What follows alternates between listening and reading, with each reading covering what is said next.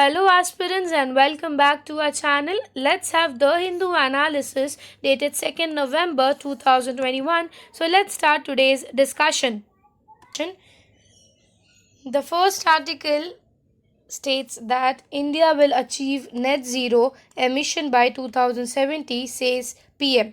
Now, yesterday only we saw that India stated that या फिर we can say India is the only country जिसने कोई time bound नहीं रखा था कि हम नेट एमिशन कब तक अचीव करेंगे. ठीक है, बट आज ही ये रिपोर्ट आई है, ये डेटा आई है कि इंडिया ने बोला है, India was the only country जिसने टाइम बाउंड नहीं रखा था. इसके लिए वो they came to a conclusion point कि they will achieve the net zero by 2070. Net zero का मतलब अब आई थिंक तो सबको अब पता चल गया है.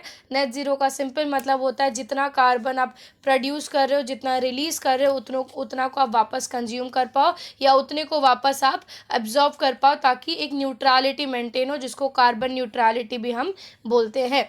एज एन इंडिविजुअल अगर मैं एक दिन में for example 50 tons of carbon मेरे एक बिल्डिंग में अगर 50 टन्स ऑफ कार्बन लोग रिलीज़ कर रहे हैं, ठीक है, by any of the thing, by using plastic और बाय यूजिंग एनी गैस और एनीथिंग, तो कुछ भी करके 2070 तक इंडिया को ये जितने भी प्रोड्यूस कर रहे हैं उसको वापस एब्जॉर्ब करने के अलग अलग टेक्निक से उसको रिजल्ट्स लेने पड़ेंगे, क्योंकि ये इंडिया का खुद का डेटा है.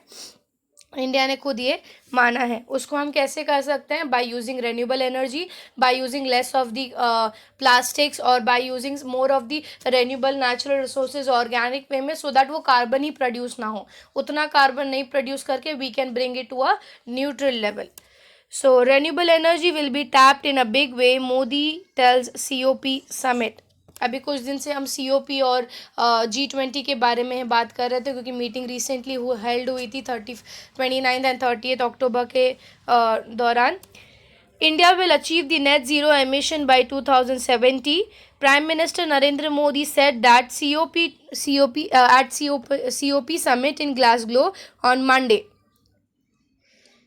They stated कि India is the only major emitter which has not committed a timeline or a bound to till when they will achieve it, and therefore we come that by 2070 India will assure कि we have net 70. अब उसमें भी उन्होंने क्या किया है, 2070 तक का जो बोला है उसको भी डिवाइड किया है.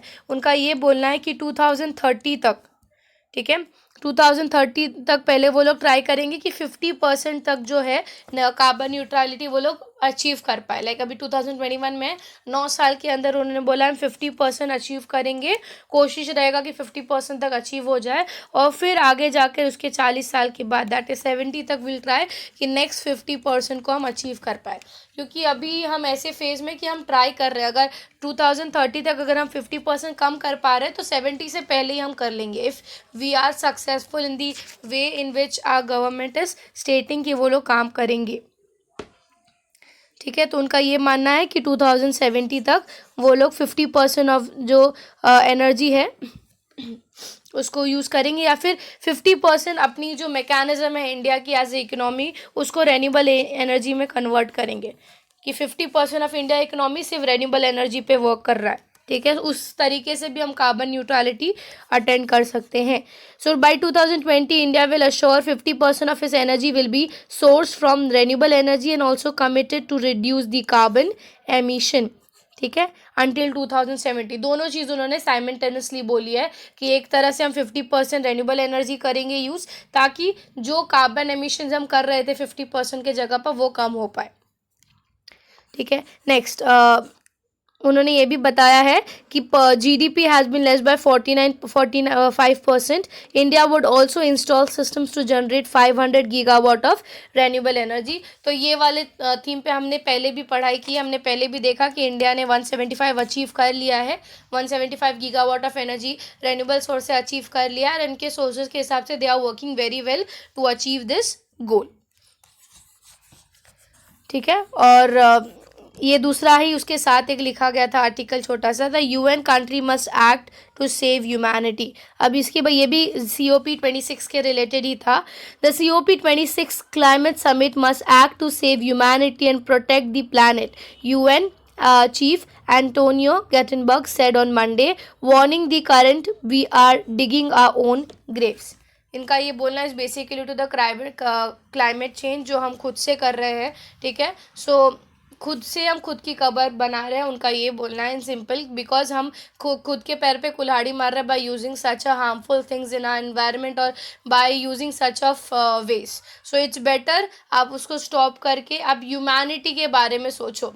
एंड अनटिल लाइक आप कम से कम अगर क्लाइमेट के बारे में कुछ अगर एश्योरिटी नहीं दे रहे हो, at least you should think of the humanity. अगर आपके दिमाग में ये चीज़ होगा कि हम ह्यूमैनिटी को कैसे बचाएं, ऑटोमेटिकली आपके अलग अलग इनिशिएटिव्स आ जाएंगे टू प्रोटेक्ट द एनवायरनमेंट. क्योंकि एनवायरनमेंट प्रोटेक्शन हम क्यों कर रहे हैं? So that we can save humans, right. अगर एनवायरनमेंट खराब हो जाएगा, क्लाइमेट खराब होगा, तो obviously it will affect directly to the human beings.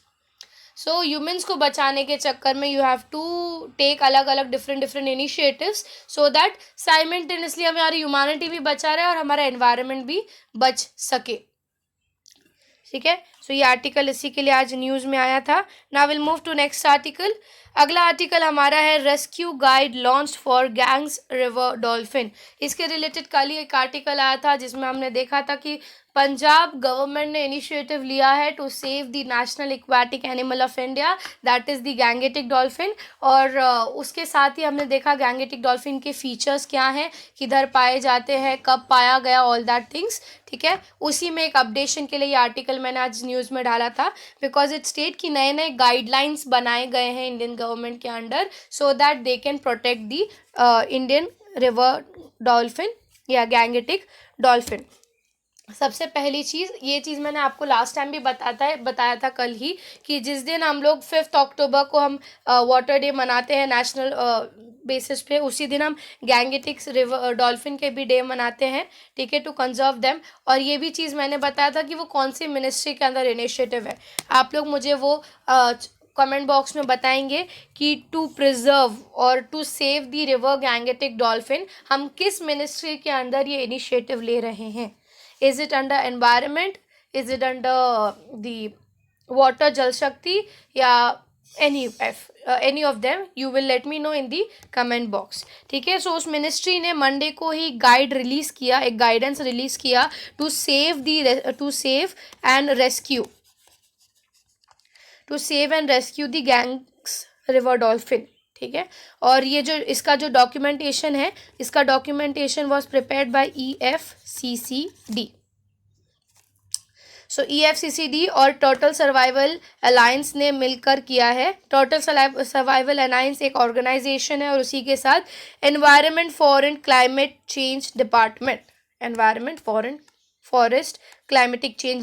ये दोनों ने मिलकर ये गाइडलाइंस लाया है under the Uttar Pradesh government.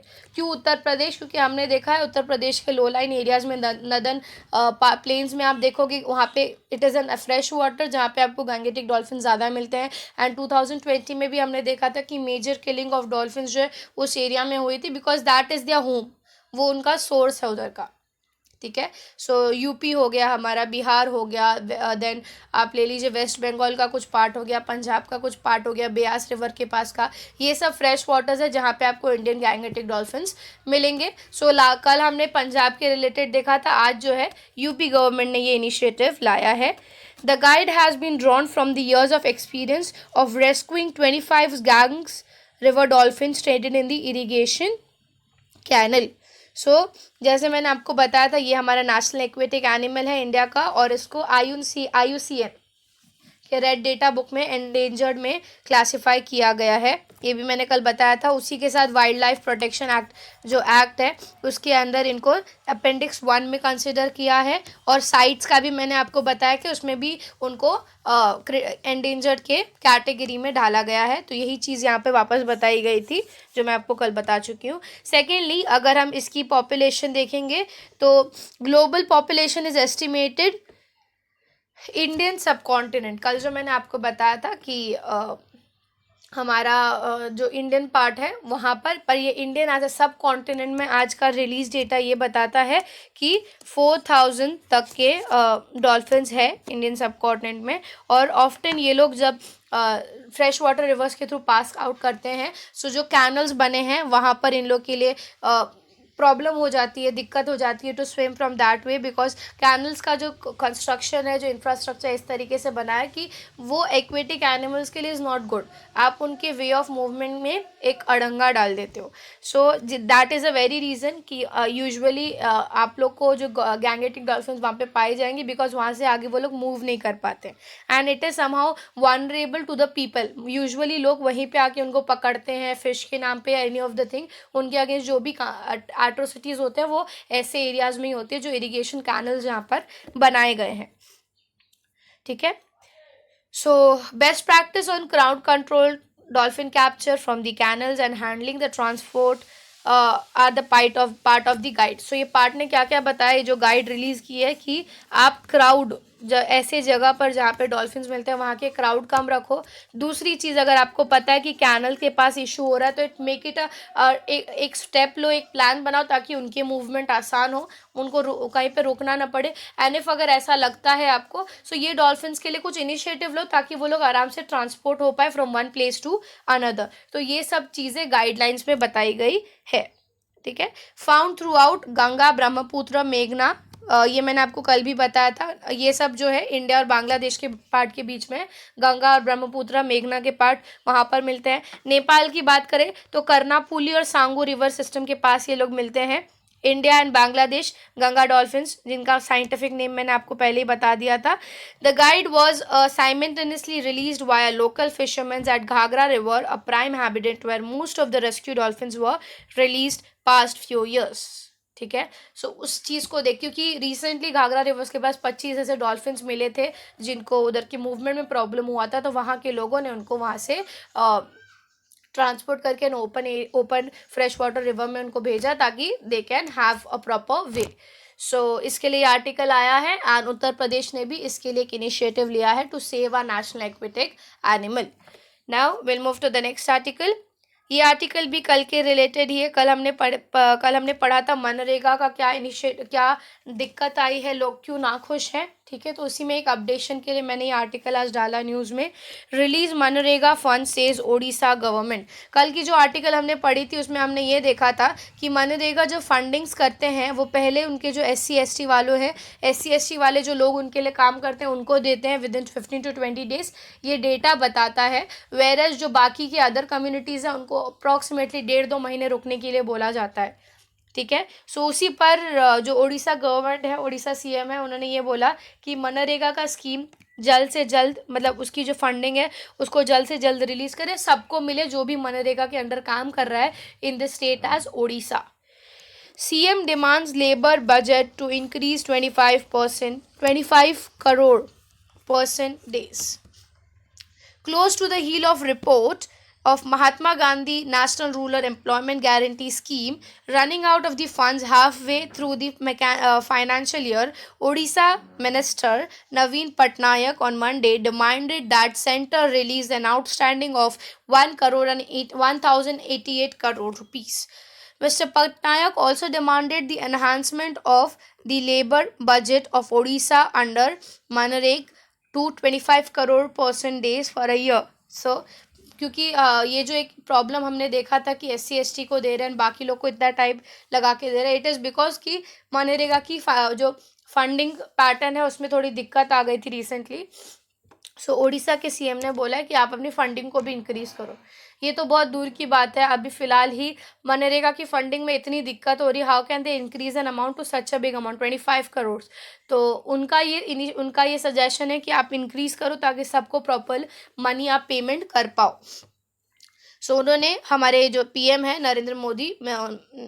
Mister Narendra Modi, उनको भी लेटर लिखा तो इस चीज़ पर ध्यान दिलाने के लिए कि बहुत लोग की जो पेमेंट्स है वो पेंडिंग है. और ये लोग वैसे तो दोनों सब लोग साथ में काम करते हैं, एक ही जगह काम करते हैं, बट टाइम बाउंड क्यों रखा है लोगों के बीच में, दैट इज़ वेरी रॉन्ग. सो उसके कंटेक्स्ट में CM जो है हमारे उड़ीसा के मिस्टर नवीन पटनायक, उन्होंने PM को लेटर लिखा कि आप ऐसा चीज़ करो या ऐसे कुछ इनिशिएटिव्स लो. उन्होंने अपने सजेशंस उनको बताए हैं. लेट्स सी कि सेंट्रल गवर्नमेंट इस पर क्या इनिशिएटिव लेता है for the people working in under MNREGA.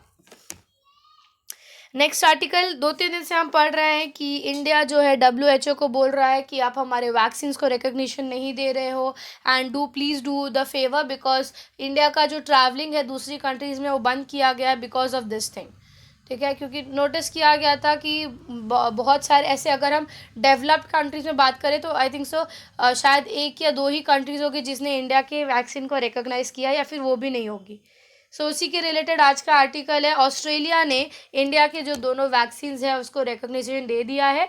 Recognition देने का मतलब कि अब इंडिया से कोई भी ये वैक्सीन या डोज लेकर जब ऑस्ट्रेलिया जाएगा तो उनको रोका नहीं जाएगा, क्योंकि ये वैक्सीन उन्होंने हाँ कर दी कि ठीक है, ये वैक्सीन लेकर, ये डोज लेकर आप ऑस्ट्रेलिया आ सकते हो। जिसके वजह से हमारे पीएम जो है मिस्टर नरेंद्र मोदी, उन्होंने वहाँ के जो प्राइम मिनिस्टर है मिस्टर बोरिस, उनको बहुत शुक्रिया की, thank you for such initiative, हमें समझने के लिए। Okay, so will see the article में क्या बोला गया है। So this article state that Odisha Government of Australia recognized Bharat Biotech Covaxin. This recognition was done by Australia का जो डिपार्टमेंट है थेरेपेटिक गुड्स एडमिनिस्ट्रेशन, उन्होंने अप्रूव किया है कि आप ये वैक्सीन लेकर यहाँ पर ट्रैवल कर सकते हो। दोनों ही वैक्सीन को अप्रूवल दिया है, Covishield as well as Covaxin. ठीक है, सो मोदी थैंक मॉरिसन जो वहाँ के प्राइम मिनिस्टर है कि I heartly thank them for this approval. और रिसेंट डेज में ये भी बोला गया है ये जो वैक्सीन है उनका अनाउंसमेंट इसके लिए दिया है। It stated that relevant information regarding the vaccine was provided by the WHO and the vaccine sponsors, and the announcement noted that anyone who received the 2 doses can come after at least having a 15 days vaccinated. ठीक है, तो vaccine लेने के 14 दिन के बाद आप travel कर सकते हो ऑस्ट्रेलिया में। इसी के रिलेटेड एक सेम कंटेक्स्ट में एक न्यूज़ आया था, ये ऑस्ट्रेलिया को लेके नहीं है, ये इंडोनेशिया को लेकर है, कि इंडिया का जो सीरम इंस्टीट्यूट ऑफ इंडिया है, उन्होंने जो बायोटेक्नोलॉजिकल एक फर्म है नोवावैक्स, ये जो नाम यहाँ पे लिखा है नोवावैक्स के साथ मिलकर सीरम इंस्टीट्यूट ऑफ इंडिया ने जो इमरजेंसी ऑथराइजेशन में जो वैक्सीन बनाया है, जिस वैक्सीन को हम नोवावैक्स कोविड-19 बोलते हैं, उसको अप्रूवल दे दिया है इंडोनेशिया ने कि आप ये वैक्सीन बनाओ और ये हमें यहाँ पर दो, आप यहाँ पर हमें मैन्युफैक्चर करके दो। तो वो लोग ने वर्किंग स्टार्ट कर दी है bye the name of Novavax. जो इसका ब्रांड नेम है इंडोनेशिया में, वो तो या तो वो नोवावैक्स होगा या तो कोवोवैक्स होगा, कोवोवैक्स। सो इस नाम से इंडोनेशिया में ये वैक्सीन जाने वाले हैं टू प्रोवाइड दी वैक्सीन और doses to the citizens of Indonesia. और ये चीज़ बोला गया है कि रिसेंटली ही उनकी शिपमेंट उन तक पहुंचाई जाएगी। सो आपको अपडेशन के लिए रहना चाहिए कि क्या क्या कौन सी वैक्सीन बन रहे हैं इंडिया में, किस किस नाम से, कोविशील्ड हो गया या कोवैक्सीन हो गया या नोवावैक्स हो गया, सबके बारे में आपको अपडेशन रहना चाहिए। ठीक है, now will move to the next article. जो हमारा अगला आर्टिकल है वो बोलता है north eastern cultural festival begins. ठीक है, नॉर्थ ईस्टर्न कल्चरल फेस्टिवल की अगर हम बात करें, सो ये फेस्टिवल जो है वो नदर्न ईस्टर्न स्टेट्स को लेकर बनाया जाता है। ये 2020 में भी बनाया गया था बाय द थीम और by the name of destination to north eastern festival. ठीक है, सो नेशनल म्यूज़ियम जो है हमारा, ठीक है, नेशनल म्यूज़ियम हर साल एक फेस्टिव ऐसा रखता है।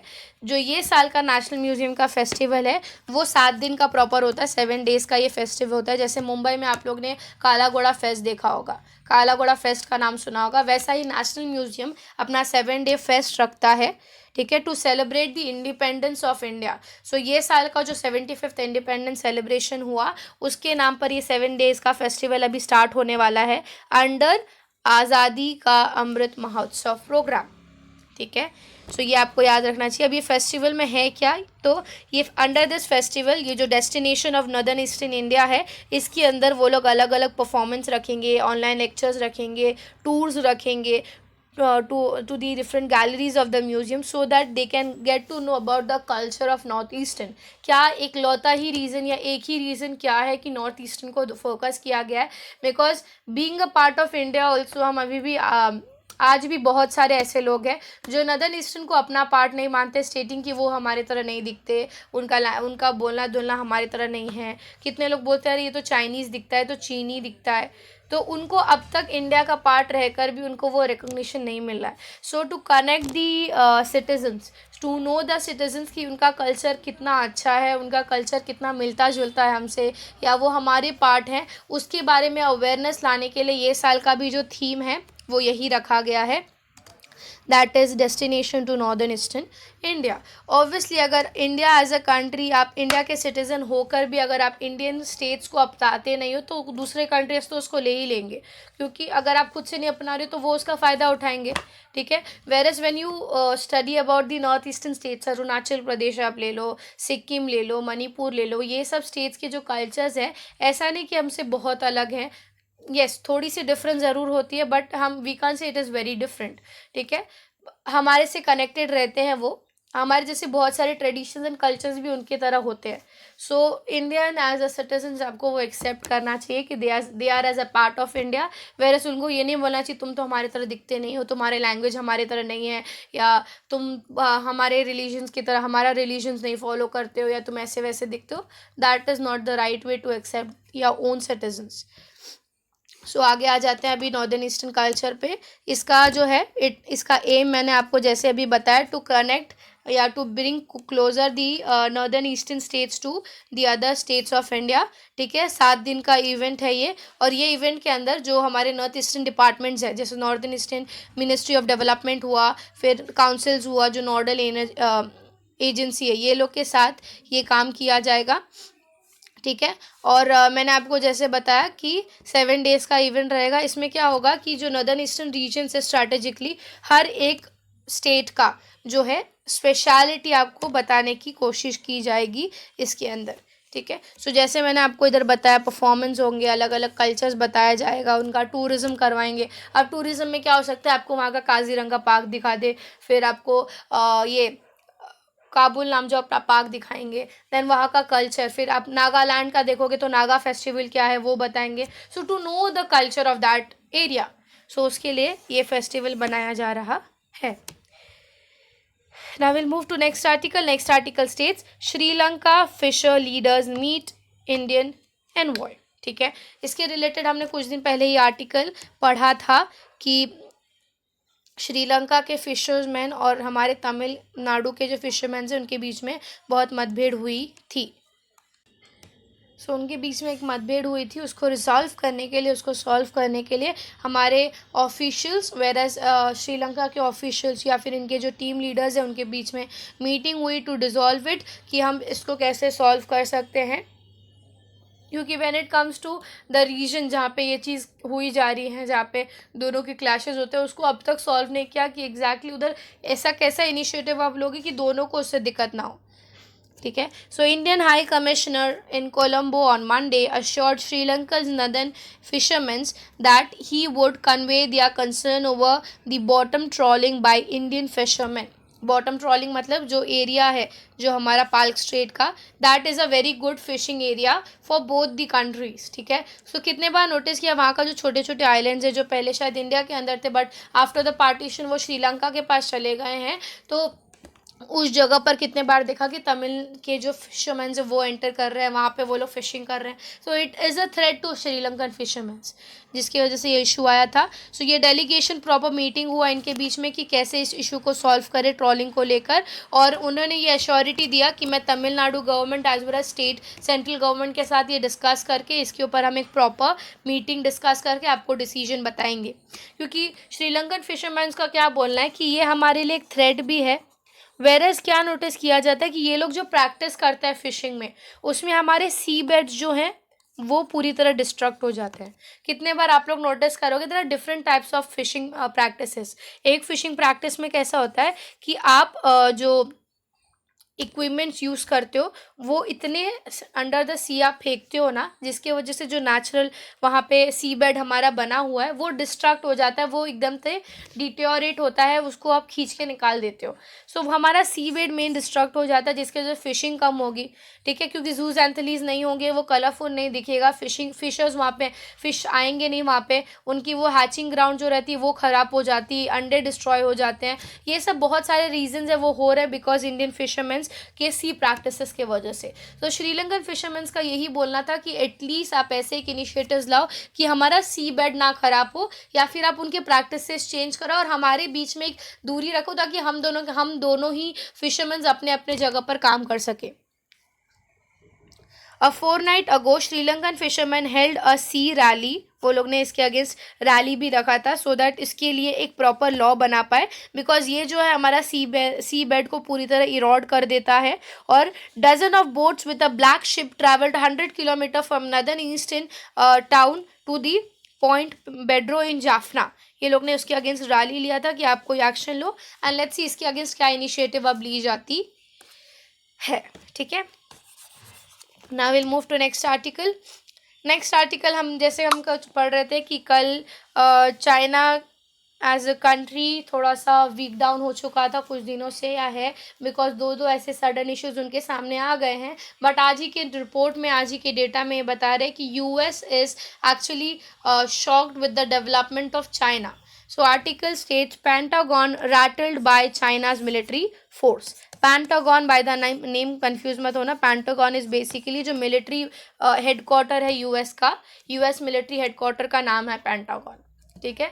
क्योंकि Pentagon ये इसके लिए क्योंकि आप उसका स्ट्रक्चर देखोगे तो it is like a Pentagon shape, कभी भी टाइप का ना पेंटागन ऑफ यूएस मिलिट्री, तो उसका structure same to same Pentagon का जो शेप होता है वैसा है, इसकी वजह से उसका नाम वो पड़ा है।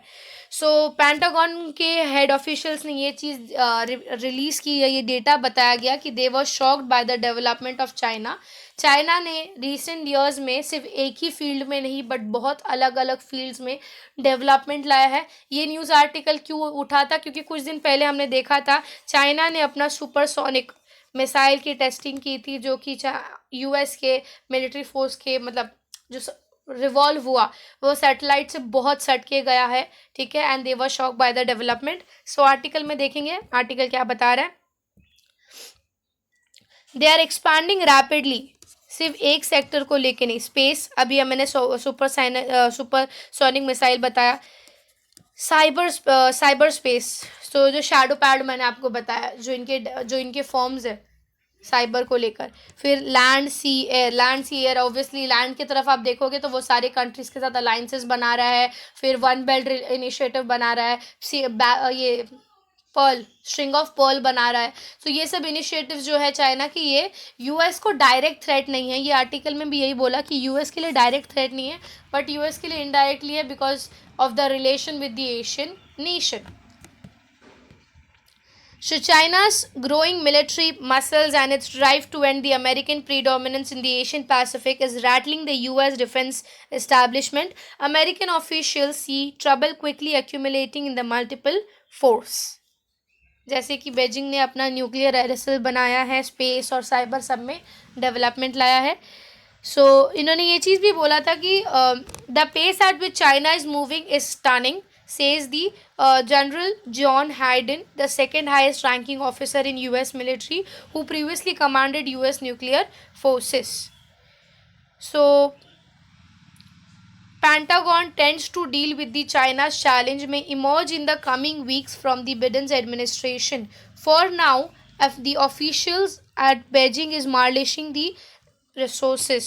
सो लेटेस्ट एग्जाम्पल हम देखेंगे जो हाइपरसोनिक का है, और उन्होंने यही बोला है कि ऐसा डेवलपमेंट हमने रशिया का देखा था जब रशिया ने अपना फर्स्ट मिसाइल बनाया था जिसने बहुत फास्ट डेवलपमेंट लाई थी, एंड सेम फेस में फ़िलहाल चाइना भी चल रहा है।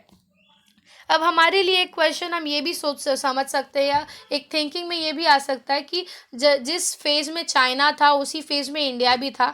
चाइना भी एक अंडर डेवलप्ड कंट्री था जब इंडिया आया था, अंडर डेवलपमेंट, चाइना भी मोस्ट पॉपुलस था, इंडिया अभी भी मोस्ट पॉपुलस है। फिर चाइना में ये डेवलपमेंट कैसे हुआ, ऐसे कौन से इनिशिएटिव्स उन्होंने अलग लिए ताकि वो उसने चाइना को डिफ्रेंशिएट किया इंडिया से। सो ऐसे बहुत सारे चीज़ें हैं जैसे कि अगर मैं सबसे पहले बात करूँ हिस्ट्री की, ठीक है। चाइना और इंडिया ने दोनों ही एक ही फेज़ में रीस्टार्टिंग या अपनी इकोनॉमी को डेवलप करना स्टार्ट किया 1950s में, ठीक है। दोनों ही कंट्रीज़ की डेवलपमेंट जो है 1950s में स्टार्ट हुई थी, स्ट्रक्चरल डेवलपमेंट। दोनों की इकोनॉमिक्स ने बहुत स्ट्रगल किया at the initial years to tackle the problems.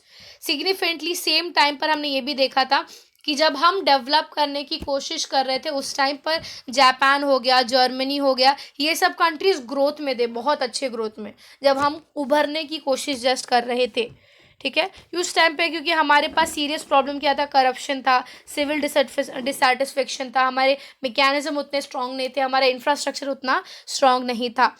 1978 के बाद ये देखा गया जब माओ की मौत हुई वहाँ पे चाइना में, सो चाइना ने अपनी इकोनॉमी लिबरल कर दी after the death of Mao. And उसको लिबरल करने की वजह से क्या हुआ, फॉरेन डिपॉजिट या फॉरेन जो इन्वेस्टमेंट है बहुत बेनिफिशियल फैक्टर हुआ चाइना का for development. So FDI actually supported the development of China during that time. दूसरी चीज़ जो उन्होंने लाई थी that was agriculture. State control के बाहर उन्होंने सेंट्रल कंट्रोल के अंडर दे दिया कि सेंटर उसके लिए डिसीजन लेगा।